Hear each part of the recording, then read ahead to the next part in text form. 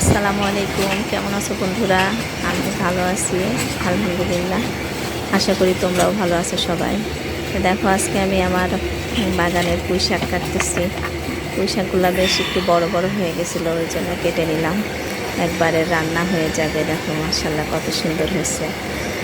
আর এগুলাতে কোনো কেমিক্যাল নাই, কোনো কিচ্ছু নাই, একদম শুধু সব জৈবভাবে তৈরি করা। আমার বারান্দায় কয়েকটা পুঁই গাছ লাগাইছিলাম, সেখান থেকে পাইছি এগুলা। তো আজকে এটা রান্না করে খাওয়া যাবে, অনেক মজা হবে আশা করতেছি।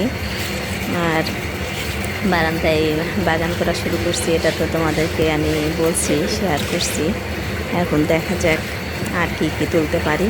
আজকে পুঁই শাকগুলা তুললাম, এই পুঁই শাকগুলা খাবো। আর পরবর্তীতে যদি কিছু তুলি সেটা তো অবশ্যই তোমাদেরকে দেখাবো। তো আজকে এই পর্যন্তই। সবাই ভালো থেকো আর আমার জন্য দোয়া করো। আল্লাহ হাফেজ।